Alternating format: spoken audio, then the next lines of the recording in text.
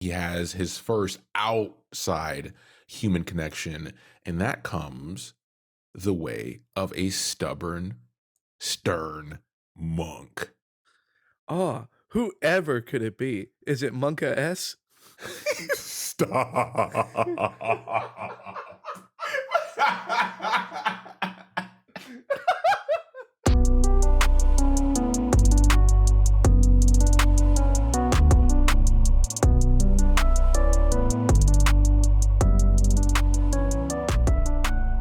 Welcome to Casuals of Runeterra, episode 68. I'm your host, Ryan, here with the other host, Hetch. Right, and get out your bingo cards. We're going to hit a lot of our favorite things. And I mean, right now, we're not going to Noxus. Bam. That's the free space on the Casuals of Runeterra bingo card. But because war will come up in this episode, Noxus will be mentioned. Noxus is forever in our hearts, not in our show. So. We're back with another episode like we promised, and this time we got some more new cards. The release for Runeterra is finally complete for this, I guess, expansion. We got a few more cards, and surprisingly, finally, we get to go back to the Freljord, my queen. I've been waiting to return to your arms. And I notice you now have a husband. Oh my God. Oh my God. Why are you like this? Ash, why did you do this to me? It's okay. It's okay. You don't have to. We're not gonna have that awkward party with your ex there, okay? Because we're gonna talk about someone that's with Sechuani's clan, the real queen. I know, right? We're okay. Well, slow down, chill out. We're talking about Udyr today. But before we talk about Udyr, we gotta do housekeeping up top. You can listen to us everywhere. Visit us at podcastcore.com for all of our info. Then follow us on any platform you prefer or all the platforms. That helps us a lot. We appreciate it. If you need to contact us, you can email us at podcastcore@gmail.com. And then, leave a like, follow, a short review / comment wherever you decide to listen. We appreciate it very much. But the easiest way is to tell a friend to return to Monke by listening to the Casuals of Runeterra podcast. My God. Listen, there's going to be a lot of animal references here. So let's just get into the main topic. Man, bear, pig. Al Gore was right, and the man, bear, pig has arrived. Super cereal. Super cereal, guys. Super cereal, guys. All right. Goodness gracious. All right. With these new cards, it's not going to be any surprise that we're going to dive into probably the biggest of the spells. And by biggest of the spells, it's not even a normal spell card. It just comes off of so many followers with Udyr's set. So we're going to be talking about the stances, the stance swaps. And this is one part because it's basically the only spell with the Udyr block, and the another part to help Ryan out when we actually get to the champion card. So with the stances, so stance swap is a spell that allows you to grant a stance to an ally, and the stances are going to be slow speed spells at 3 mana. That it's essentially like Aphelios moon weapons. If you think of it that way, they work in the same manner, except that they have very different effects. So we have the Ram stance, which is deal 1 to everything else. So that's going to deal 1 to everything but the unit you're targeting, including your own face. So keep that in mind if you're low. Then we have the Boar stance, which is grant an ally +0/+2 and regeneration. Bear stance, which is grant an ally +2/+2. And am I missing one? Yes, I'm missing Wild Claw stance, which is grant an ally +2/+0 and overwhelm. So the stance is really cool. Udyr flavor as far as just the way he plays in League of Legends. That's fun, but you know what we want to talk about here, and that's going to be the story that's being told behind the scenes. So if we look at cards like for Boar stance, we get a quote. And the quote is, "It is not the absence of pain I seek. It is the tenacity to fight through it." And we have another quote here on bear stance, which is, "The great bear is indomitable, and in taking its blessing, we shall know no fear or mercy." And like this really gives like a nice insight into like that spirit realm, like the energy from the animal spirits, as well as like that druid from like the druid class of D&D, like one with the animals. I cast speak with animals. I get cussed out by a bird. It gives that whole vibe of like this Yeah. fantasy world. The And the quotes are great here because it gives you, like you said, that vibe. But it also, a good bit of these quotes come from a specific person who they included in the game because they're good with it like that. They're good with the that lore. They know what that's they're doing. right. That's right. And as Ryan is saying, the quotes, they come from a character that's going to lead us into our follower. So the follower for today is the person we're quoting, and that is uh, I I guess we're officially going to call it the Hyara Allseer. We good with that? I'm not sure how to say the name. Yeah, Or yeah, that sounds about Hyara. right. Yeah. Yeah, so Hyara, we're going with the Hyara Allseer, and that's going to be one of the new followers coming out with the Udyr block. And the card itself is a 6 mana 5/5. No other text as far as the stats, but with the Allseer, we have, when I'm summoned, create a stance swap in hand, which is the spell that we just went over that gives you the other stances. And that stance swap, it costs 0 mana this round. So you're going to be able to give your one of your units one of those buffs essentially for free for the turn, which is cool. And as far as with the way Udyr plays, that's going to be important. So I think this is going to be a card that is going to be seen with Udyr and nowhere else. Yeah. Because I don't think the whole stat swap package, at least as it stands now, is going to be flexible. But why are we bringing this card up? Because the Hyara Allseer has got all these different quotes on the stance swaps and everything, and the Allseer is going to be a very key and pivotal character as far as the world that Runeterra is building Yeah. after the stories that we get to read. And even on the flavor text for the Hyara Allseer, we have, "Revered by all, the great shaman, the Allseer, lost her sight long ago, and now sees through the eyes of the hawks and eagles that nest on her mountaintop home. Now, troublesome tidings have brought her down from the mountain. She hopes the omens remain but mere visions." And that it's like, okay, like we know that the All-Seer is kind of got like, is at the tippity top of the shaman hierarchy within like the spirit walkers that are within the Freljord. So the All-Seer is like the OG one. And not only is she being introduced into the world through these cards, we now know that something big is about to happen. And where we get to read when we dive into Udyr's story, that's very important information to know, because Udyr's story kind of ends on a cliffhanger. Yeah. And now we already got an insight of like, we got more coming after that cliffhanger. We're not just doing it just to be like, haha, here's Udyr's story. No, we've got some content, and they're finally showing us that content with the cards. Yeah, essentially, we're going to get an origin story here, right? This is what Udyr's bio is going to be, and a little bit of spoilers. It's pretty bare bones. It's by the books. It's one of the earlier stories that were written for characters. And, I think one benefit it was, it kind of went hand in hand with Udyr's redesign way back when, that the image we get. So with Udyr, or sorry, with a lot of characters in Legends of Runeterra, they've been doing their redesigns through the card game to kind of update them and make them more modern and fit them better into the lore. Udyr, they just pulled. They pulled him because he was redesigned in the game, right? So we got that visualization of the more stoic, druid-esque build that we see in the card art. And that also fits the story that came along with it. But we do get some cameos here, so that's kind of neat. Oh yeah, So keep your yeah. ears peeled. And But let's talk about it. again, the bingo card. It was Yeah. when we start saying all the cameos that are in this.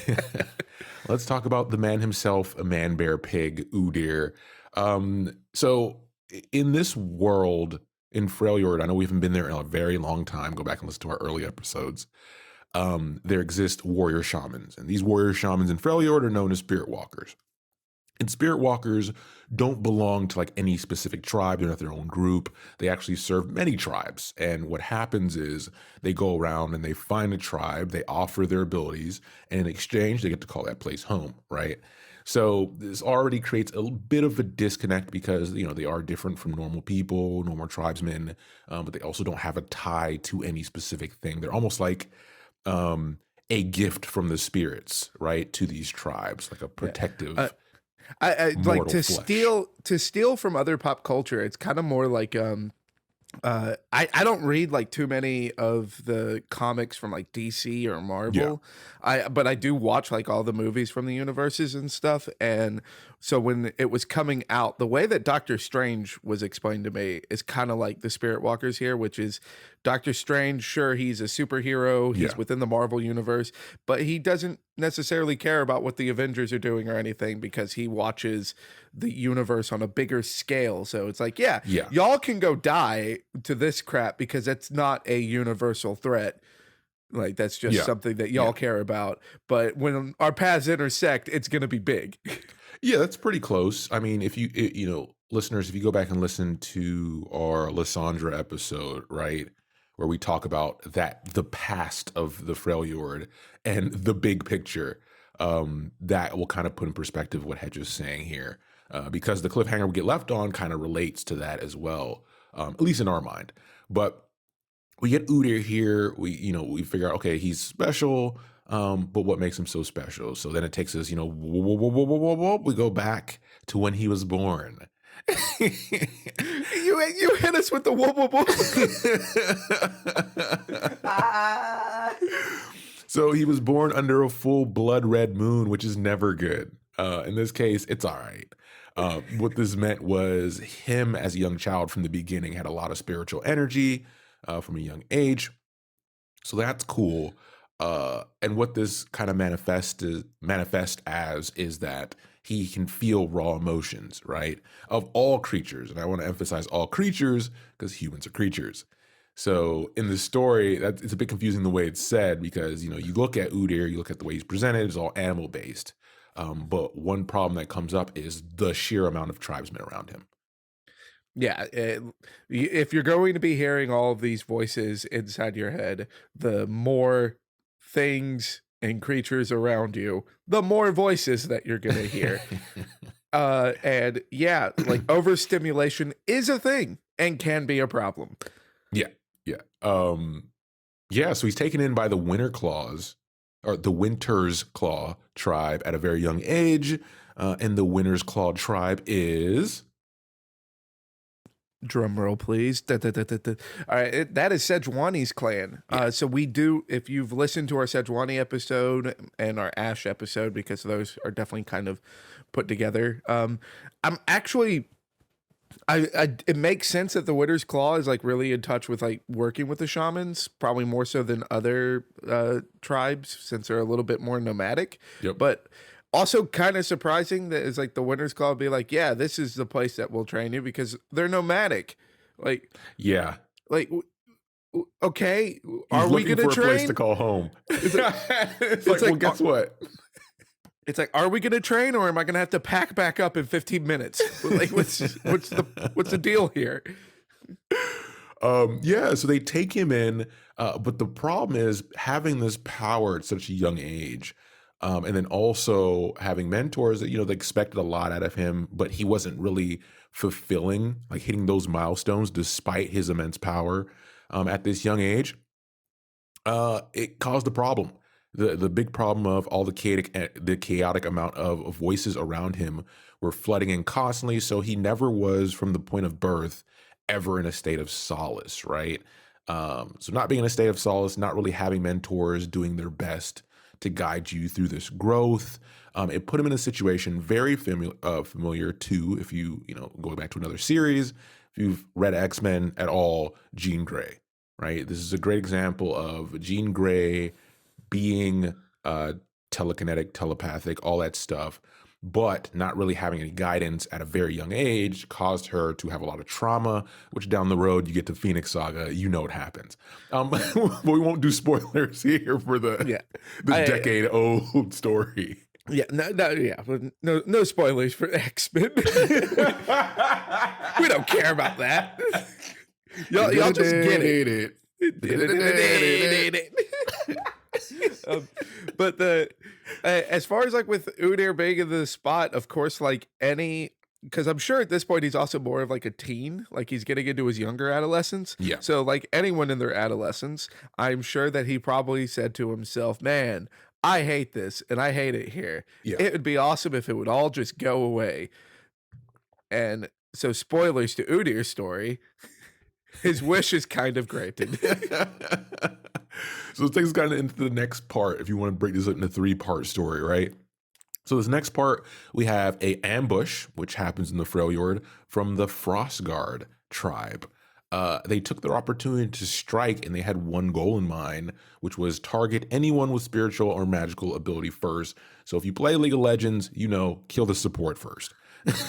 Always kill the support first. Always kill the support first. You jump on someone else and the support will save them. So kill the supports. And as a support player, I hate it here.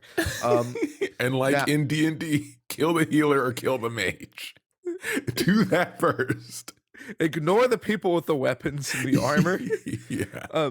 But as far as with stuff that we've touched on before, the Frostguard are followers to Lysandra. And again, this is kind of bringing back up like that bigger threat, like this big world ending thing happening behind the scenes. The three sisters. This is kind of the exception to Lysandra's story, which is more saying like what her followers are doing while she's just chilling in ice. Yeah. Is that it's still the Freljord. You still got to raid to survive.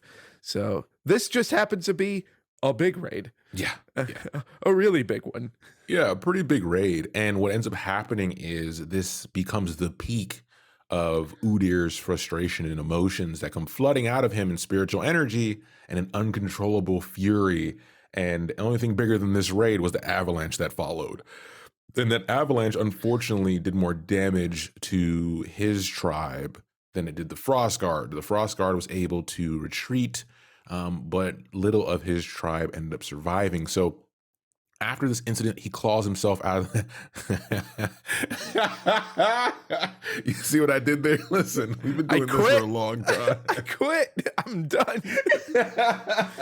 I quit every episode nowadays, and I hate you for it. So he claws his way out of the ice, right? And the remaining group of Winter's Claw abandon him. They're like, we don't really want to deal with this anymore. They move on. They're nomadic. But there is one sympathetic Iceborn who remains by his side and kind of helps him for a brief amount of time. They have a partnership where, they rely on each other just to survive until soon he has his first outside human connection. And that comes the way of a stubborn, stern monk. Oh, whoever could it be? Is it Monka S? Stop.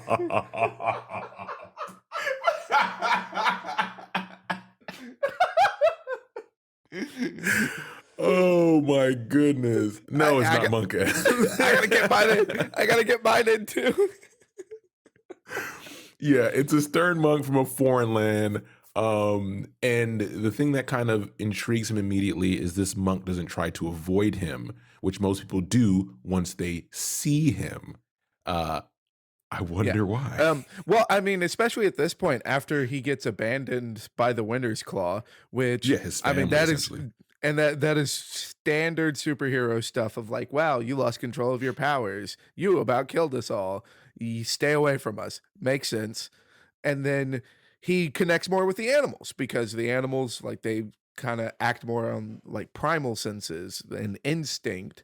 So it's less noise to be around. So not only is he like already kind of bigger than life because of his spiritual connection, he's also living in the wilderness with freaking animals.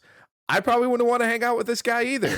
Like you could probably you smell him a mile away. I was about to say, he smells like piss. We know it.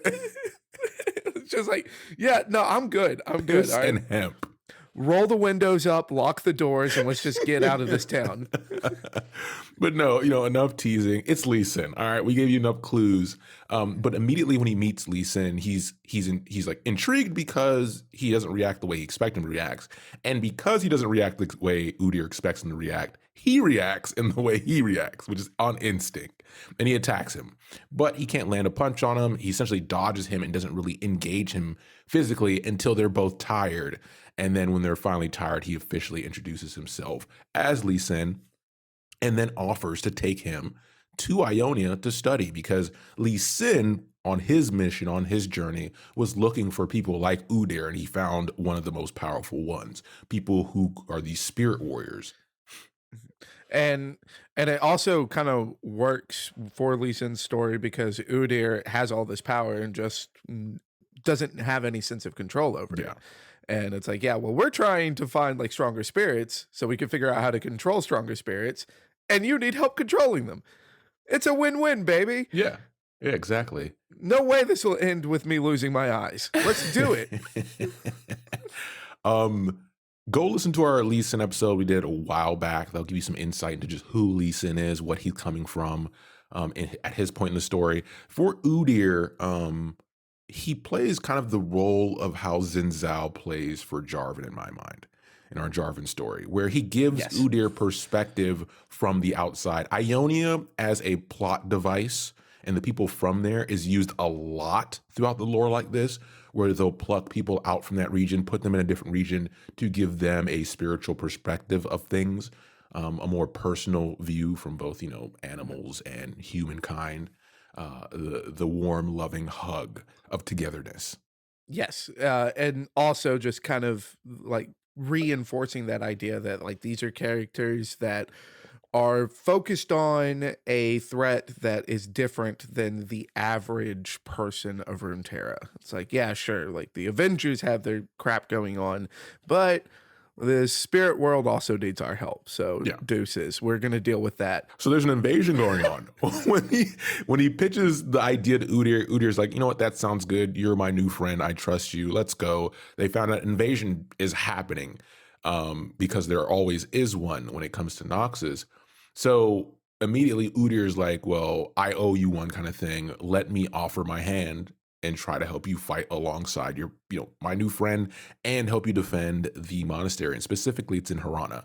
And Udyr, the point of this journey from Lee Sin's perspective was to help Udyr get a better grasp on managing the spirits and managing the power he has and pointing that in the right direction. So that becomes useful. I mean, the training they've done together alone has made him very useful in this fight. They don't make it out unwounded, right? There's some wounded, there's some people, who get hurt, but they are victorious, which is most important. And this then leads Udyr to decide to actually stay and train with the elders of the monastery. And that's what kind of gets him to the Udyr we know today. Yeah, and like this is a very big turning point in the story because even during the fight here, which like we go into a little bit more details of the fight with our Lee Sin episode, because Lee Sin really suffers a lot of damage coming out of that fight, but it is important because the last time that Udyr lashed out with the spirits in a mortal threat, he destroyed basically an entire tribe. Exactly. And this time it's, they're wounded and stuff, but his friends are standing. Like this is a big turning point for Udyr. So it's like, not only are you guys going to help me like get even better control over this, but I can see the change that's coming over me now. I can see that it's already working.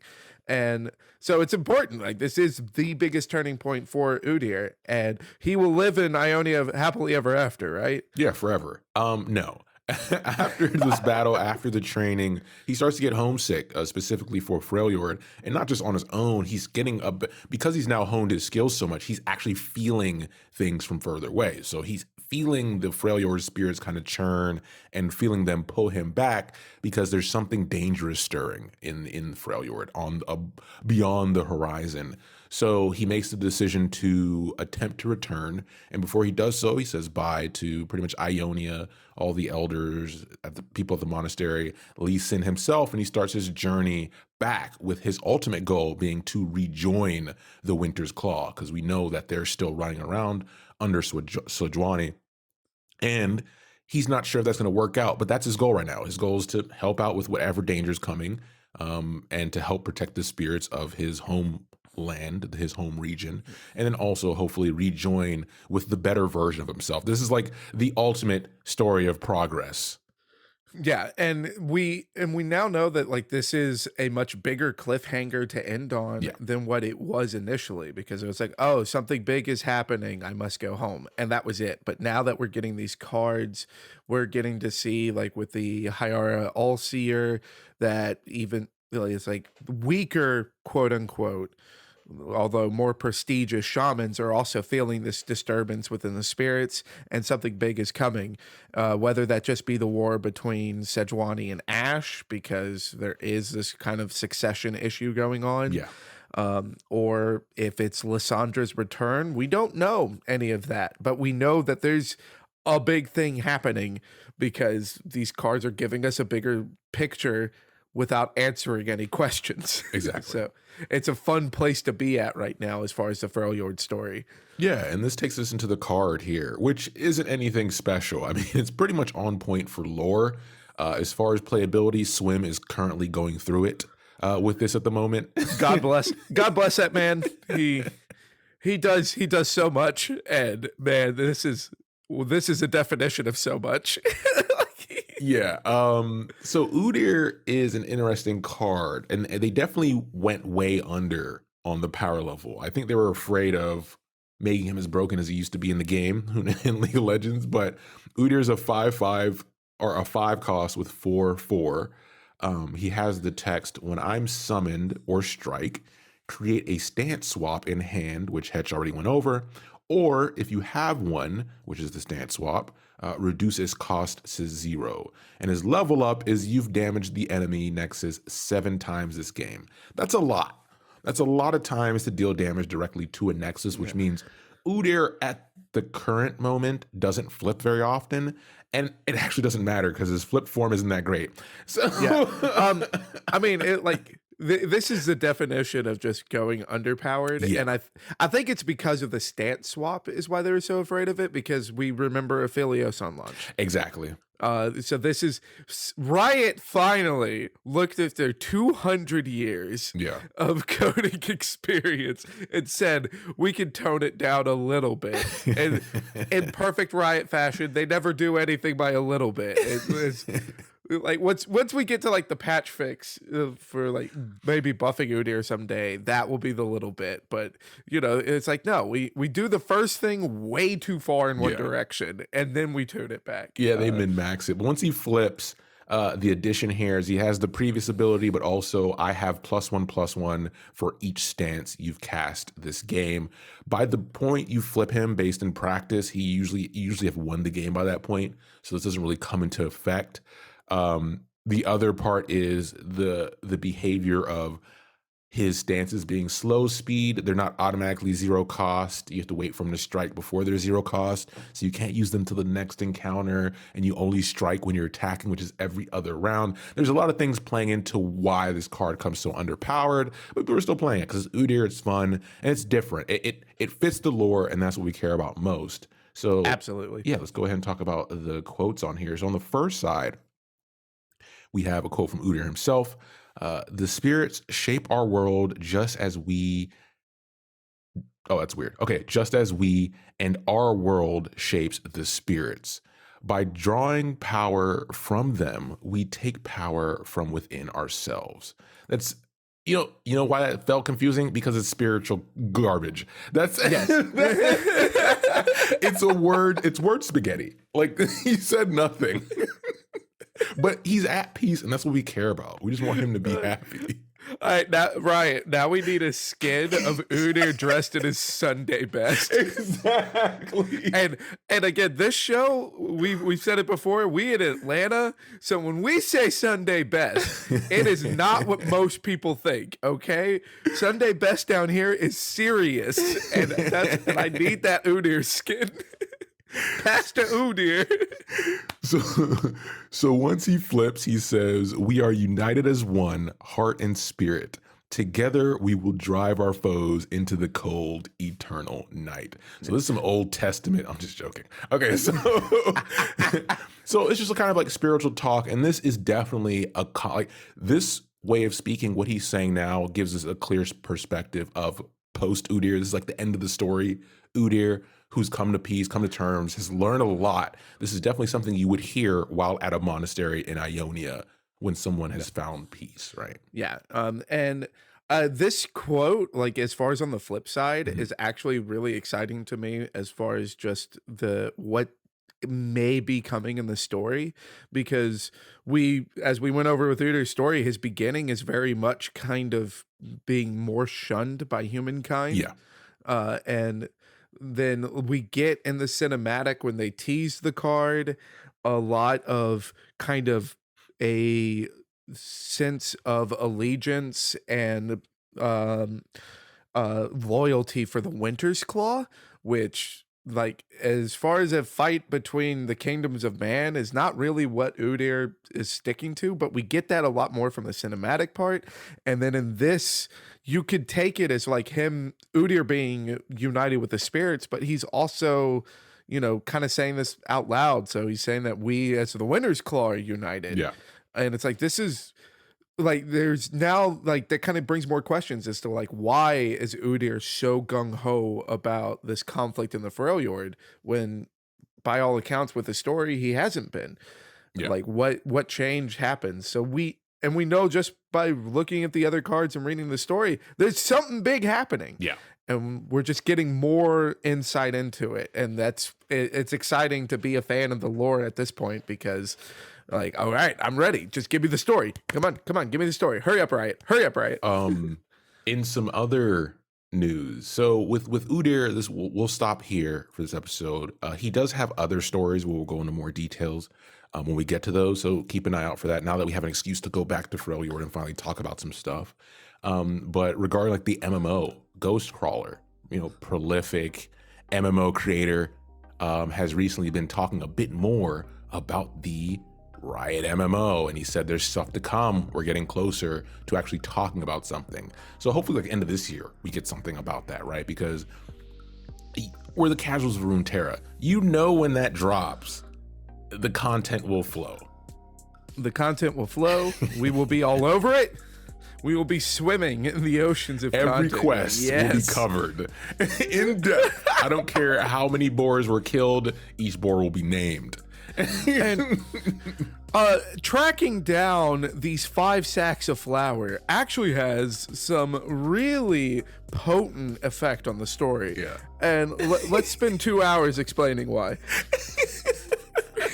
5 bags of flour. And this is why the inventory system is so pivotal for the economy of Piltover. But with that, guys, as always, thanks for hanging out with us. Thanks for listening. And we'll be back soon with the next episode. Take care, everybody.